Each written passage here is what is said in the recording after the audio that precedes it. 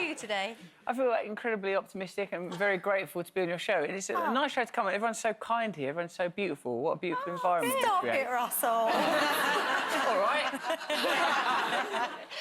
You're very comfortable in women's presence, though, aren't you? This is where I'm at my ease, to be honest. I think about it. My mum brought me up mostly on her own, and so I was surrounded by aunties, not necessarily actual aunties, you know, mum-mate aunties, all around me. So yeah, this is it. I'm relaxing. I've got a mug. You've got a mug. Surrounded by kindly warm females. Yeah, what more could you ask for? Oh, yeah, then there's Dan. Chew your bloody ear off, and she's equipped for it. I'd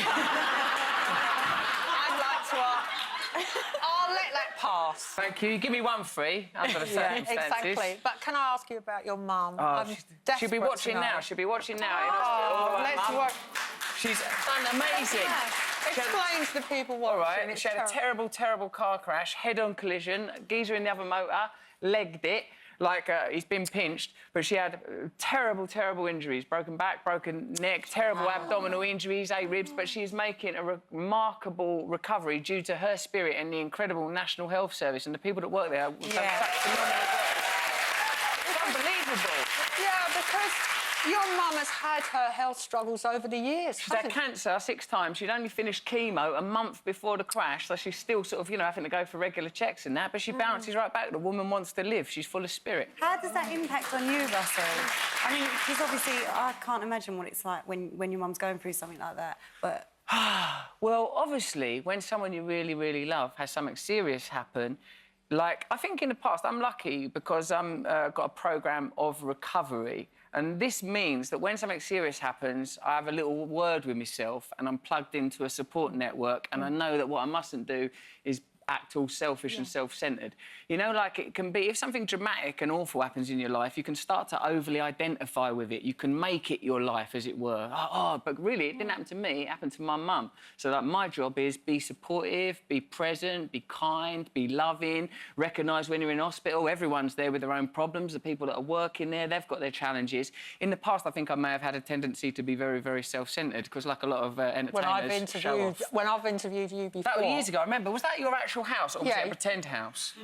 That was my house, and as I remember, Russell, you rang the doorbell because I cooked you a vegetarian lunch, and you rang the doorbell, and I went down to open the door, and all I could see was a large bunch of flowers with a pair of legs coming out the bottom. And I remember saying, I haven't ordered any, or something, and you went there for you, Janet, starting off very much on the right foot. That's good, isn't it? Yeah, because I remember your 6 o'clock show when I was a boy. You, Danny Baker, Michael Aspel, I lived for that stuff. But back then, I remember that you sat down, you ate my lunch, and you didn't stop blathering, which was good for an interview, for about 4 hours. And it was all about you, which is fine. I can still do that, you know. But you are. I think there is a new you now. I think the book you've written about addiction is very instructive. Thanks. And also, I do think you've reached a calm level.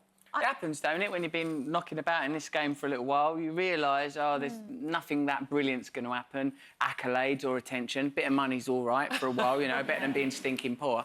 But, like, you realise that the things that are fulfilling are accessible to all of us if we can tune into And that's something I really picked up on your book. It's called Recovery, Freedom from Our Addictions. It's out tomorrow.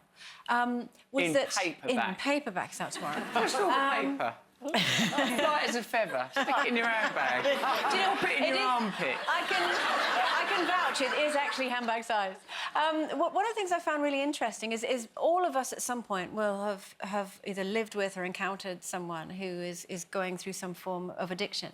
But and you can try and help them in your own way, either through love or support or what have you. With your book, I found that it's lessons for life, even if you're not going through what other people would call an addiction. Because you tend to think of drugs, alcohol, sex, gambling, you know, the food, the sort of obvious things. But actually, your mobile phone, just being needy. There are many, many things that we can be addicted to in life. And how you talk through your process of getting over yourself, in a way, I found incredibly useful. Thanks, Andrea, because I feel like you've made the salient point that if you have an obvious form of addiction, like drugs or alcohol or even food, that you can diagnose it. But we have all sorts of attachment to things that is not necessarily beneficial to us. In a way, the book is about becoming aware, becoming conscious of the type of relationships you get in, the type of habits and patterns you have.